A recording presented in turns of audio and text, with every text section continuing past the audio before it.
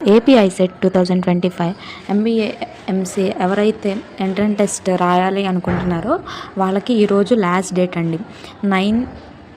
ఈరోజు 9/4/2025 ఈరోజు అనేది మనకి లాస్ట్ డేట్ అనమాట. లాస్ట్ డేట్ అనమాట. ఇంకా ఎవరైతే అప్లై చేసుకోలేదో ఎగ్జామ్ రాయడానికి ఈరోజు అనేది లాస్ట్ డేట్. రేపటి నుంచి మనకి పెనాల్టీ అనేది ఫైన్ అనేది ఎక్స్ట్రా పే చేసి అప్లికేషన్ అనేది ఫిల్ చేసుకోవాలి. సో గైస్, ఇంకా ఎవరైతే అప్లై చేసుకోలేదో వాళ్ళందరూ ఈవినింగ్ లోపల అప్లై అనేది చేసుకోండి అనమాట. అలాగే మనకి వెబ్సైట్లో నెక్స్ట్ మంత్ 2nd 2/5/2025 మనకి హాల్ టికెట్ అనేది డౌన్లోడ్ అనేది అవుతుంది. ఎలా డౌన్లోడ్ చేసుకోవాలో నేను తర్వాత వీడియోలో చెప్తానమాట. ఎగ్జామ్ డేట్ వచ్చి యాజ్ యూజువల్గా 7/5/2025 జరుగుతుంది.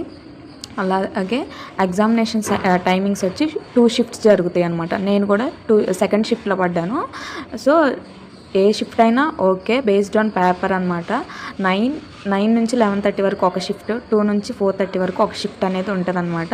సో గైస్, బాగా ఎగ్జామ్కి ప్రిపేర్ అవ్వండి. నెక్స్ట్ వీడియోలో rank versus marks, eligibility criteria ఏంటి, అసలు కౌన్సిలింగ్కి ఫీజు రీయింబర్స్మెంట్ ఎలా వస్తుంది, కౌన్సిలింగ్ ఎలా పెట్టుకోవాలనేది నేను కాలేజ్లో జాయిన్ అయ్యేంత వరకు మీకు అప్డేట్ అనేది ఇస్తానన్నమాట.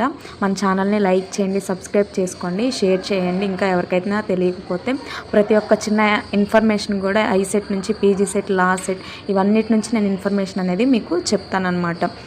అలాగే ఎగ్జామ్ రాసిన తర్వాత మనకి ప్రిలిమినరీకి 10th రిలీజ్ చేస్తారు. 10/5/2025 ఈవినింగ్ 5కి ప్రిలిమినరీ కీ అని రిలీజ్ చేస్తారు. ఏమైనా మీకు అబ్జెక్షన్స్ ఉంటే ఆ కీలో మీరు 12th 5 లోపల మీరు ఆ అబ్జెక్షన్ కీక్ అనేది అప్లై చేసుకోవాలన్నమాట. సో ఆన్సర్ క్వశ్చన్స్లో ఇది రాంగ్ ఉంది, ఇది రైట్ ఉంది అని అబ్జెక్షన్స్ ఏమైనా ఉంటే 12th లోపల మీరు అది అప్లై చేసుకోవాలి, 12/5 లోపల. అలాగే declaration of results and rank card అనేది మనకి 21st నెక్స్ట్ మంత్ 21st లోపల మనకి రిజల్ట్ అనేది ఇచ్చేస్తారనమాట. తర్వాత కౌన్సిలింగ్ ప్రాసెస్ ఎలా అప్లై చేసుకోవాలి, కౌన్సిలింగ్ ఫీజు రీయింబర్స్మెంట్ ఎవరెవరు ఎలిజిబుల్ అనేది నేను ఫర్దర్ వీడియోస్లో చేస్తూ ఉంటాను.